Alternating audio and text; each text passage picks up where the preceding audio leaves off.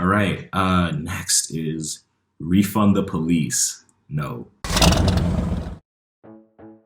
As someone who's not black nor white, I think the best option for me to remain mentally and physically healthy is to stay silent during this movement. If I support the whites, I get fired from the blacks. If I support the blacks, I get fired from the whites. Finding a middle ground is hard, but not impossible.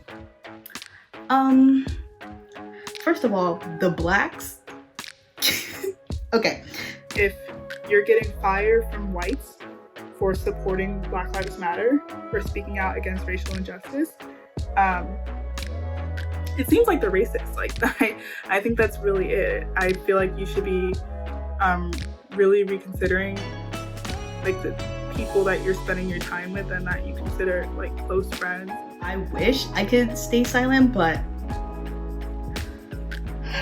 like being able to stay silent during a time like this really just proves that you are honestly privileged, and the fact that you can continue living your life without being affected by this, regardless of if you're white or not, like the fact that you're like, I'm actually gonna push this to the side and not pay attention on it, says a lot. I'm not sure where the middle ground between the Black Lives Matter movement's fight against police brutality against black people and the status quo is. I'm not sure what middle looks like.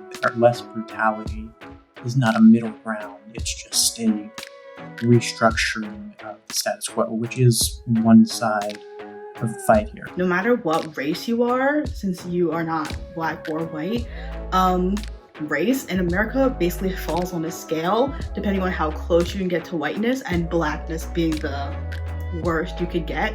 So no matter where you fall upon the scale, if you're not black, at some point you are helping uphold, like, we're all responsible for racism. We are all responsible for upholding certain ideals of white supremacy and certain things that we have in our society that gotta go, that our founding fathers helped implement. And you say it yourself, finding a middle ground is hard but not impossible. So find it and walk in it. If you don't speak out against these injustices, you're it's one of three things. You're either lazy, you're too self-interested, or you just don't care. It's unfortunate that BLM has become a power grab for the political left and a calling cry for radical policies like defunding the police. Makes me not as inclined to support it. If you're more mad about the fact that activists are calling to defund the police than you are about police murdering black people, then you weren't inclined to support the Black Lives Matter movement in the first place. Not gonna lie, all the protests just shows how whiny coastal elites really are. Like, defund the police, how fucking out of touch are you with everyday real Americans? One, who do you consider everyday real Americans to be? Everyone knows exactly what you're talking about there. You can just say white people. Dog whistle is quite loud enough. As an everyday real American, abolish the police. I feel like you might be the one who's out of touch with everyday real Americans.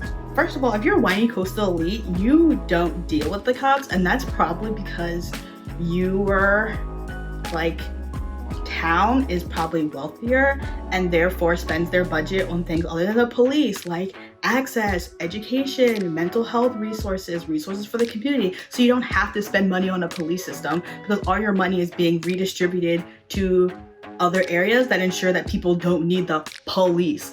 That might not make sense for your community because it seems that the police are, these pillars of justice and, serve and protect like they say they should. As an everyday American, I have never called the cops, and I don't plan on it because they're racist and probably gonna shoot me. So can someone give me an argument in favor of rioting? Violence should never be the answer. Most often, it's counterproductive. Just look at looted black-owned stores. Protest and occupy the streets, but do not destroy them. Don't tell people how to protest. Protest and occupy the streets, but do not destroy them. Why wouldn't I want to destroy something like the structures that have been holding me down and holding my people down for centuries? And I don't know if you've seen it, but we built this shit. It's like your mom is saying, I took you into this world, I can take you right back out. Like, if Black people built it, right? Literally on their backs, they built it. Why shouldn't they want to tear it down? You build it up again yourself. A lot of what I saw on social media wasn't anger at protests being violent because of the loss to Black businesses. It was anger at protests being violent just for the sake, just because they were violent. And that same anger wasn't replicated when Black lives were lost, when Black bodies were destroyed. And to me, that's ridiculous. Like, you can't, in no world should you be more angered at the loss of property, a building, at the damage of property, as compared to like the loss of life. And so for the people who are mad that buildings got looted, that some protests turned violent, like, bring that same energy, you know, when Black bodies are getting killed in the streets, you know? And yeah, it's not healthy that it has to explode in like a singular time like this. But it's what happens when you tell Black people and you tell people of color to just sit and take it and be quiet and be silent and just be receivers of their oppression. The Black Lives Matter movement is largely nonviolent. It's tried nonviolence, and it's continuing to try nonviolence. Again, the vast majority of protesters right now are nonviolent. I think the media coverage has been like really skewed about like just how violent protests are, or how many violent protests there are. I live in New York, kind of like one of the densest places in the world, and the amount of peaceful protests that we had across the city was ridiculous. I think almost every protest here in New York was peaceful, but the ones that made it on the news were the violent ones, or the ones that led to looting later at night. And if I even remember correctly, most of the looting that happened weren't even in relation to protests. A lot of stuff is happening right now that would not have otherwise happened if there wasn't violence, if these protests weren't violent. Because these protests have been happening for years. I don't know if you think that they're just happening now, or that, you know, someone just decided to care about Black people, or Black Lives Matter is like a new movement. No. I'm kind of tired of the BLM movement now. I know this is selfish and morally wrong and feel terrible for feeling this way. And you should. But it's an honest feeling that I want to let out. I just wish people can be more open and less aggressive towards others posting content unrelated to BLM on social media, and return it to how it was before George Floyd was murdered.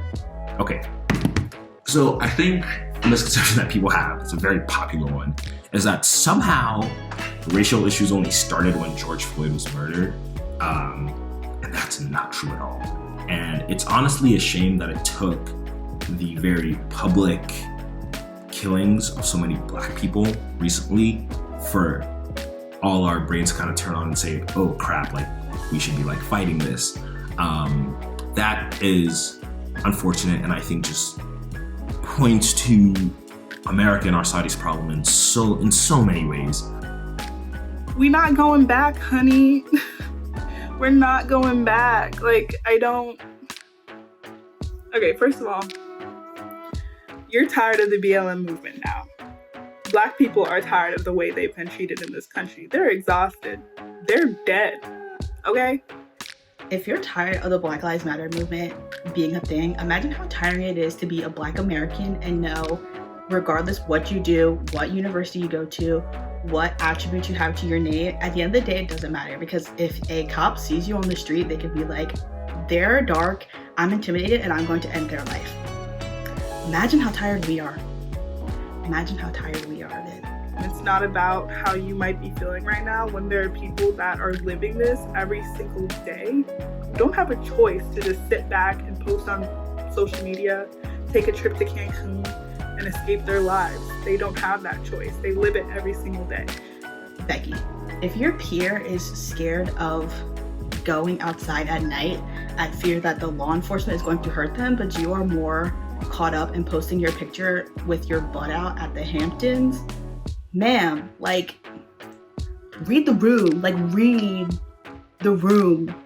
What was it like before George Floyd was murdered? You mean when Mike Brown was murdered? You mean when Trayvon Martin was murdered? Which one? When do you mean? When would you like to return to? In the grand scheme of things, like, whatever discomfort or like momentary like whatever instant gratification that you're not getting by like posting like your Cancun vacation, like it's so unimportant compared to like the fight for racial, like for racial justice, that like, I don't know, like, I'm at a loss for words for just even like trying to equate or compare those two things. If you're not anti-racist, you are racist. Period. At this point, you're either, like, this is not a sliding scale. Like, you can't be like, I love black people, but I'm not doing anything to be anti-racist. I'll be honest, I think it's a common misconception that people have, that even I had for a long time before I got older and kind of educated myself, because Lord knows my schools didn't educate me properly. But I think a misconception that people have is that, like, racism is completely, like, personal, and that racism is equal to prejudice. Racism and prejudice are not the same thing. I think that you can be racist and prejudiced, but racism does not equal prejudice. And I think inherent to the definition of racism is power difference, and then the embedding of that power difference in the systemized fashion, if you will. And so racism isn't just, white person thinks black people do this or do that, are inferior. Racism is that, but racism is also the building and existing, perpetuating of a system that consistently keeps a power difference, keeps a racial power difference, that keeps black people down, that makes it tougher for you to find jobs, that makes it harder for you to find access to good education, that educates you in the wrong way about your history and tells you, obscures your history, tells you that, you're supposed to be at the bottom where you're. The best you can be is an anti-racist racist. Because at the end of the day, you're still benefiting from the systems of oppression that put black people down because of the color of your skin and because of the color of their skin. And even if you're speaking out against those injustices, until they change, until they treat everybody equally, you are an anti-racist racist in some way. But that doesn't mean you should not still try your best to be anti-racist. By not being anti-racist, by being quiet, you are helping to perpetuate a system that will gladly carry on its own, with or without your support. So even if you don't support the system that's racist, and you just stay silent, that makes you racist.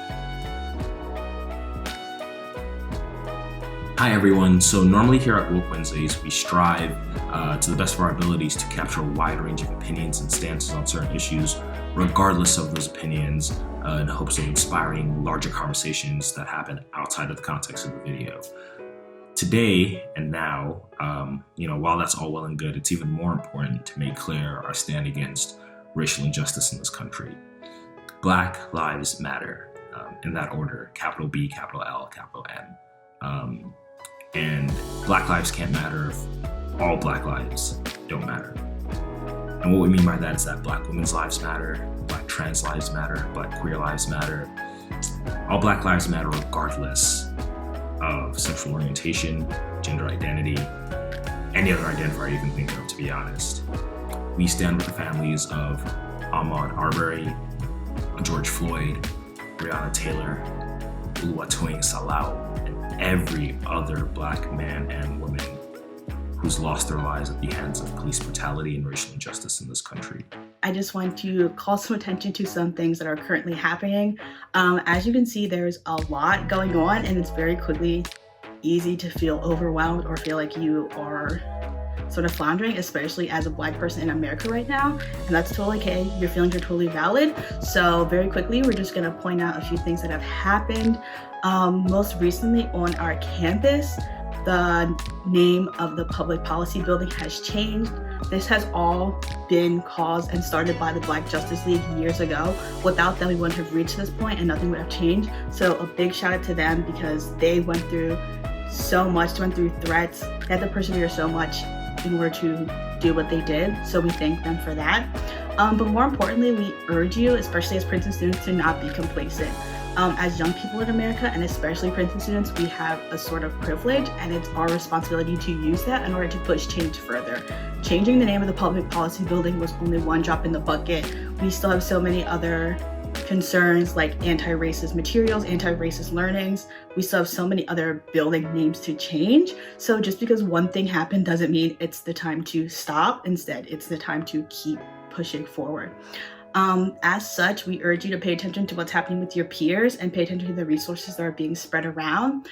We also encourage you to show support to the Black Leadership Coalition that's happening on campus. As with Wednesdays, we're super excited to be involved with that, and there's going to be so much content and things being released, especially as you return to campus, that you can be involved in. When we do return to campus, it's not going to look the same, it's not going to feel the same, but change is good, especially change like this. So congrats, you're a part of this. Thanks so much for watching. And